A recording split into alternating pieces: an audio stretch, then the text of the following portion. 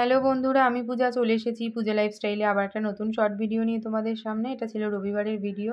তো রবিবার দিন এখন বাজে হচ্ছে প্রায় বেলা 12টা মতন। ওদিকে গণেশ হচ্ছে সিংহাসনে যে ঠাকুরের লাইটটা রয়েছে ওটা একটু ঠিকঠাক করে দিচ্ছে। ওটার জন্য কেমন একটা সিংহাসনকে পেঁচিয়ে রেখে দিয়েছে। আর এদিকে জুবিনের গান চালিয়েছে, যা জোরে গান চালিয়েছে কি আর বলবো, মনা বাড়ি নেই, এই জন্যই এত গানের জোর।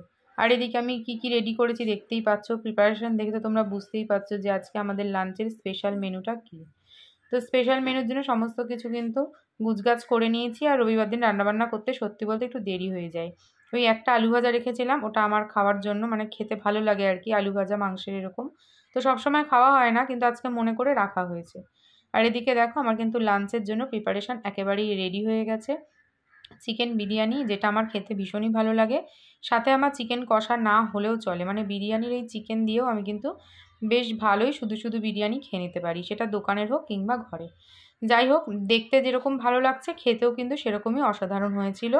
আমার তো বেশ ভালোই লেগেছে, সত্যি বলতে হোমমেড বিরিয়ানি খেতেই কিন্তু আমার বেশি ভালো লাগে। আর সন্ধ্যাবেলা একটু বেরিয়েছিলাম, অনেক দিন হয়ে গেছে দুধ চা খাই না, জানো তো, প্রায় অনেক দিন।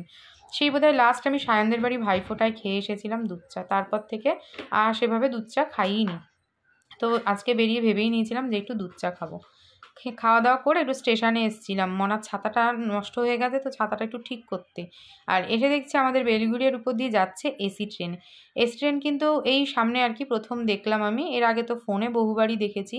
তবে নিজের এলাকা নিজের স্টেশনে দাঁড়িয়ে এরকম এসি ট্রেন দেখার আরেকটাই আলাদাই মজা। কবে এসি ট্রেনে উঠতে পারবো জানি না, কারণ ট্রেনে করে আমাদের যাতায়াতে সেরকম কোনো জায়গাই নেই।